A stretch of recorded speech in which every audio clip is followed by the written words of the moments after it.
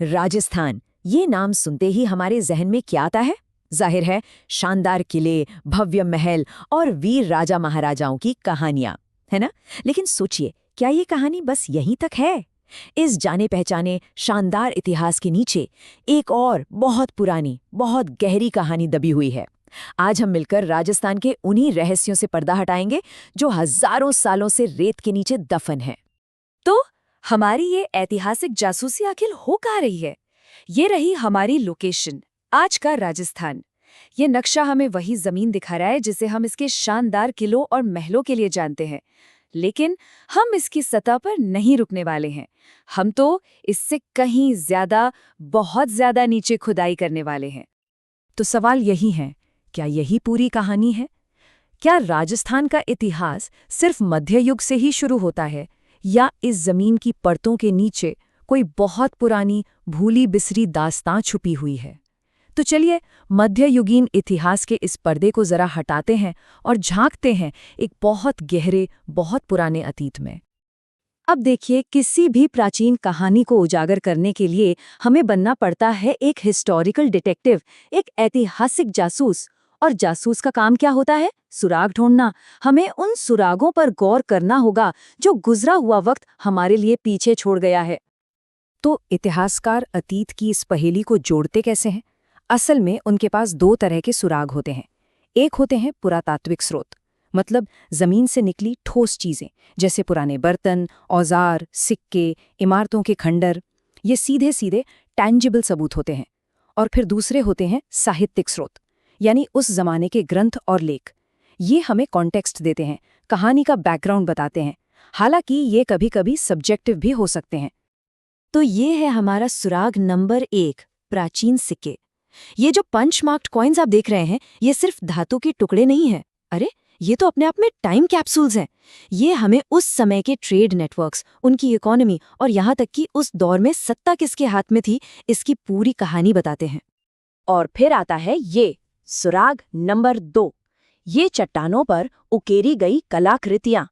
जरा सोचिए, हजारों साल पहले गुफा की दीवारों पर बनाई गई ये तस्वीरें, ये एक तरह से उस जमाने का इंस्टाग्राम है। ये हमें उनके रोजमर्रा के जीवन, उनके शिकार करने के तरीकों और उनकी धार्मिक मान्यताओं की एक ऐसी झलक देती हैं जो कहीं और मिल ही नहीं सकती। तो इन सुरागों के साथ अब हम अपनी पहली बड़ी केस फाइल खोलने के लिए तैयार हैं। और ये कहानी है कालीबंगा के खोए हुए शहर की। एक ऐसा नाम जो सिंधु घाटी सभ्यता के सबसे अहम ठिकानों में से एक था। जरा नक्शे पर कालीबंगा की लोकेशन देखिए। ये उस प्राचीन सरस्वती नदी के किनारे बसा था जो अब खैर लुप्त हो चुकी है। ये एक प्राइम लोकेशन थी जिसने कालीबंगा को हड़प्पा की दुनिया में व्यापार और कॉमर्स का एक बहुत बड़ा हलचल भरा हब बना दिया था। और सुनिए, कालीबंगा कोई मामूली बस्ती नहीं थी, बिल्कुल नहीं। ये तो अर्बन प्लानिंग का एक जीता जागता चमत्कार था। जरा कल्पना कीजिए, एक किला बंद शहर जिसके 2 हिस्से हैं, सड़कें एकदम सीधी, एक दूसरे को 90 डिग्री पर काटती हुई एक ग्रिड पैटर्न में, और यहाँ तक कि नालियों के साथ एक बेहतरीन वाटर मैनेजमेंट सिस्टम। ये उस जमाने की इंजीनियरिंग का कमाल है, वाकई। अब उनके एडवांस्ड अर्बन प्लानिंग का अंदाजा लगाने के लिए सिर्फ ये एक आंकड़ा ही काफी है। वहां की मुख्य सड़कें 7.5 मीटर चौड़ी थीं।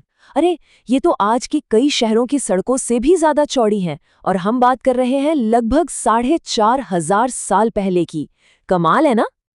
लेकिन कालीबंगा में जो सबसे ज्यादा हैरान कर देने वाली खोज हुई, वो था दुनिया के सबसे पुराने जूते हुए खेत का सबूत।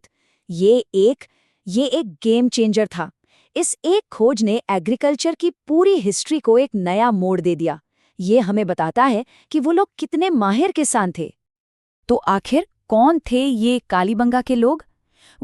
वे बहुत हुनरमंद कारीगर थे, दूर दूर तक सफर करने वाले व्यापारी थे, और जैसा कि हमने देखा, जबरदस्त इनोवेटिव किसान थे।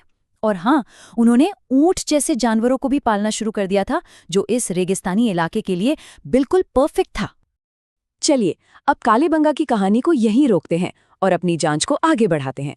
अब हम चल रहे हैं एक अलग तरह की सभ्यता की ओर जो इसी इलाके में पनपी। इसका नाम है आहड़ सभ्यता। अब इन दोनों के बीच का फर्क समझना बहुत जरूरी है।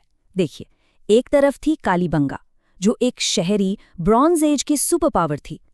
दूसरी तरफ थी आहड़, ये एक ग्रामीण सभ्यता थी, कॉपर एज की कल्चर जो बनास नदी के किनारे फल फूल रही थी। दोनों बिल्कुल अलग। तो आहड़ को सबसे खास क्या बनाता है? वो है तांबे पर उनकी मास्टरी। वो मेटलर्जी के उस्ताद थे। असल में यहाँ तांबे की इतनी चीजें मिली हैं, इतनी कि आर्कियोलॉजिस्ट इसे ताम्रवती नगरी कहते हैं, यानी तांबे का शहर। ये तांबा ही उनकी पूरी इकोनॉमी की रीढ़ की हड्डी था। आहड़ संस्कृति की एक और पहचान है उनके ये खास मिट्टी के बर्तन। ये जो खूबसूरत काले और लाल रंग के बर्तन हैं ना, जिन्हें ब्लैक एंड रेड वेयर भी कहा जाता है, ये इस कल्चर का एक तरह से ट्रेडमार्क है। और क्या शानदार कारीगरी है। तो कैसा था आहड़ के लोगों का जीवन? देखिए, खुदाई से जो सबूत मिले हैं वो बताते हैं कि वे पत्थर और मिट्टी से बने घरों में रहते थे। वो चावल, बाजरा और गेहूं जैसी फसल उगाते थे। मवेशी, भेड़, बकरी, कुत्ते, इन सबको पालते थे।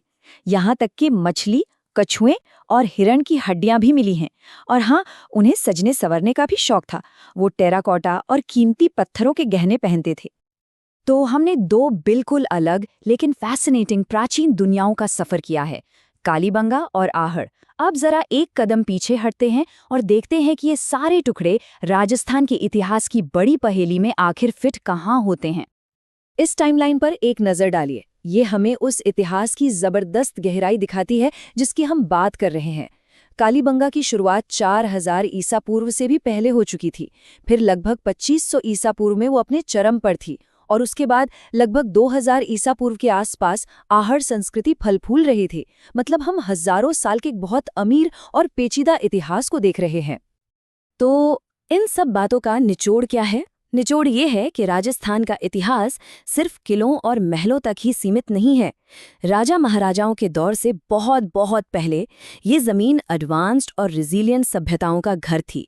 ऐसे समाज जिन्होंने बड़े बड़े शहर बनाए, खेती करने के तरीके बदल दिए और धातु की कला में महारत हासिल की।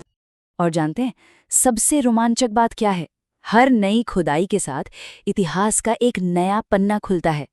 ये हमें सोचने पे मजबूर करता है ना, कि राजस्थान की इस रेत के नीचे इस प्राचीन कहानी के और न जाने कितने अध्याय हैं जो बस खोजे जाने का इंतजार कर रहे हैं।